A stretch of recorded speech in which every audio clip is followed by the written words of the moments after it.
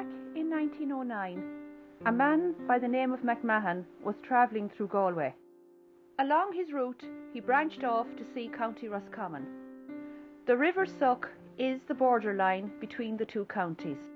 Derrycahill was the first place he encountered.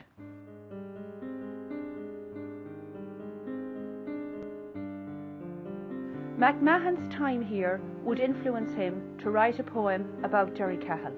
Included in the poem would be his exploits in the area, as well as a list of family names that lived there.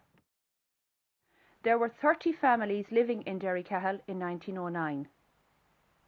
In 2009, only one resident remains, Rosaline Cruz. So why did the people leave Derrycahill? I think over the years it's declined slowly, and with more people, younger people moving out to get work, and when they move to towns they probably get settled and they meet other people and they stay there for work and for different reasons. They didn't have to go to young people when they get the chance to go off. When they've come to the time they were going off out to America, off to England or somewhere.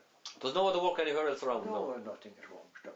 Probably the oldest person in each family inherited the farm in those days, so there was nothing to come home for. And then gradually, as I said, we had 4 families with ourselves in the village, and as time went on, different people died and moved out. Mrs. Fallon, for instance, she moved out to live with her family as she got older and she needed more care and help. And then with Johnny Kelly and Mrs. Kelly, they died.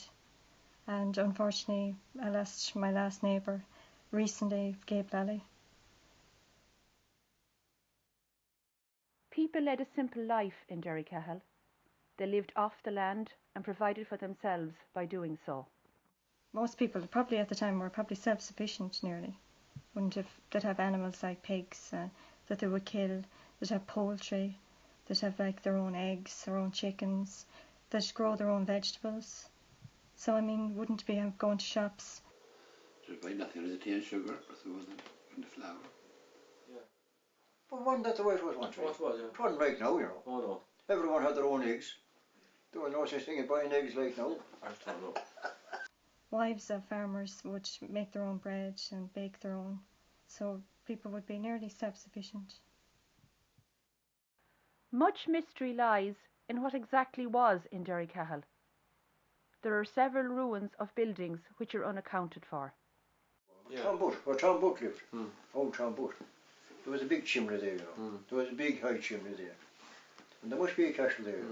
But there was some sort of building between Richard Cruz's now and Rosie's new house with a very big chimney. And what we had was that a bishop stayed there once. Is there any chance of Derrycahill prospering again? I hope it does. I hope it does. I'm not sure whether it'll prosper in the near future, but always be hopeful that more people would move in and that the village wouldn't just decline and become a derelict village. Might in years to come. The road is down a trouble, the flood is down a trouble. Yeah. But that road was run wrong from the first time ever. And I always said that. That road had to be a right to be ran from William Cruz's out across to the corner. No, the corner above the end. Yeah. And they never a flood had bothered them. No. Never. In late 2009, 100 years after the poem was written, the Highland family built a house and moved into Derrycahill. Oh, I drove around the corner up there and I looked up at the house and I said, that's it, this is where I want to be. And the house wasn't finished, it was just a builder's finish at the time, but it was the whole feeling of the area.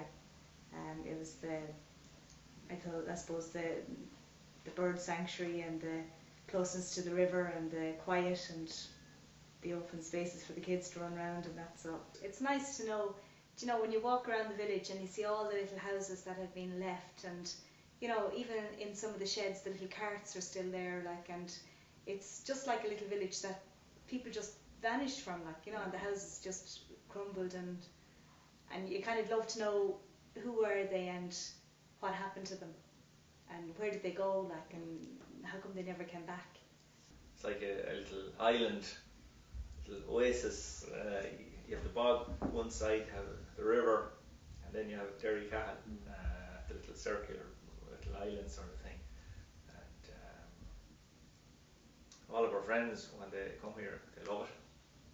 No one has said, Jesus, what are you doing living out here? Nobody said that. They all kind of love it. There's a special feeling about the place, and everybody gets that. Is mám Derrycahill mar tá an spásach an chun sugra agus íscrocht. Tá mé an roiíoh timp an Kirkle agus gacad tá spásach má gadrathir chun guníon mar agus gacad. So tá sé jazz, tá sé áit I jazz. Derrycahill, a townland unspoilt by time. Once a busy, populated area with over 30 families. Like its poem, it's been forgotten through the years and discovered again. So when did the residents first hear of this mysterious poem? About 20 years ago. Yeah, I had this first. Well, it was out long ago, but I didn't hear it until then. Oh, geez, a long time ago. Whether here, years ago. I can't tell you the year, but a long time ago.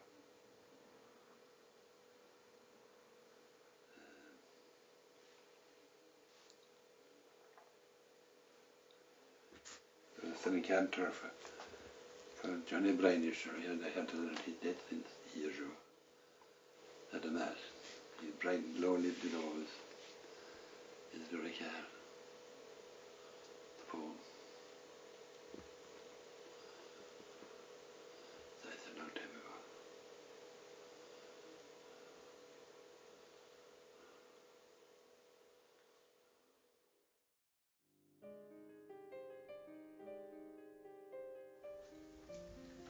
Poem called Derrycahill. While travelling through Galway, the orange side I took, I longed to see Roscommon that lies beyond the Suck. My pass was on from Ascot town and down by the Ailey's Grove. The latter, it was charming in sunny days to roam. The trees were decked with foliage, and the birds were singing nigh. The turberry was plentiful as I passed by. Traloocher lies not the head, where the Galway ends does in. And there I got some food and drink from a good kind-hearted friend. The night passed on and morning came. Roscommon was in view. To John Lynn's wife I gave my thanks and bade her fond adieu. I came across the bridge of planks to Derrycahill ground, and as I travelled further, their names by chance I found. Two farrels first upon the line, one Moran, Brodel Flynn, two cruises and one lally and stones, the best of men. 6 Lynches and 5 Vallons, and the Kellys, and the Connors number 2. The Kellys number 7, most plentiful to view. May they live in peace and plenty in their happy neat abode, with a passage yet to a Haskrat, I mean a public road. And now to end my ditty, it was on an autumn day, and the river Sucks looked pretty, whereby I wrote this lay.